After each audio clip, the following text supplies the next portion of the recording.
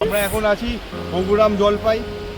কালকের থেকে আমরা মন্দারমণিতে আছি, কিন্তু বেস্ট প্লেস এইটা, এত সুন্দর, নিট অ্যান্ড ক্লিন। এটাই চাই সমুদ্রে আসলে, ক্লিন সমুদ্র, চারিদিকটা সুন্দর, দূরে দূরে নৌকা দাঁড়িয়ে আছে, পিছন দিকটা ঝাউবন, এইদিকে দুটো ছোট দোকান, আর পুরো ঝাউবন জঙ্গল। সেটা ক্রস করে আমরা এলাম, মাত্র 2-4 জন লোক ঘুরছে, খুবই সুন্দর। আর মেন যেটা মজার, কাঁকড়া ভর্তি। কাঁকড়া ওইখানে রেড যেগুলো দেখছো তোমরা, সব কাঁকড়া, এগুলো সব কাঁকড়া।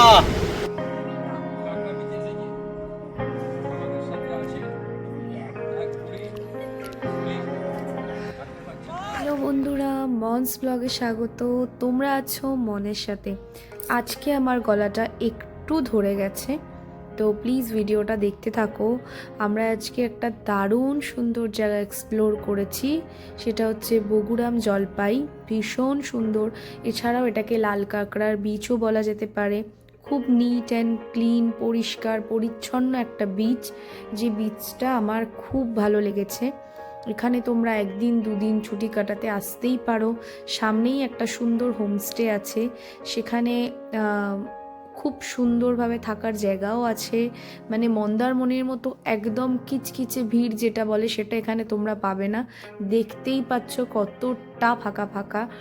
আর সমুদ্রের পাড়ে ঝাউবন, যে ফিলটা আমরা নিতে চাই সেই ফিলটা তোমরা এখানে পাবে।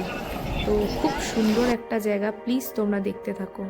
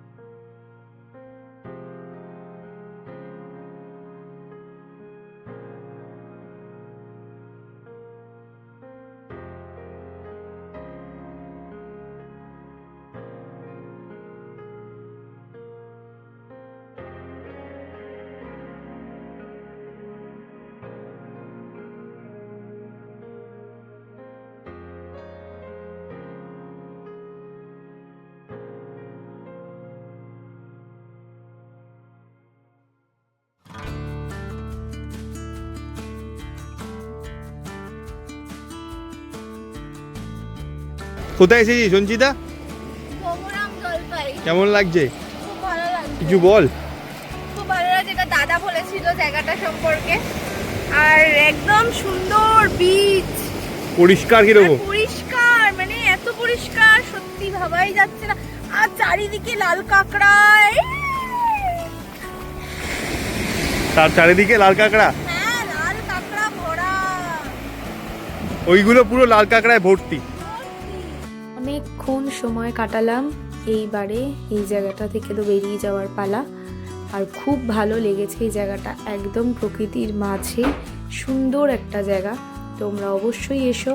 আশেপাশটা দেখতেই পাচ্ছ, আমরা আগে যখন দীঘা আসতাম তখন যেই ফিলটা পেতাম, এখানে সেই ফিলটাই আমি পেয়েছি। খুব সুন্দর লেগেছে।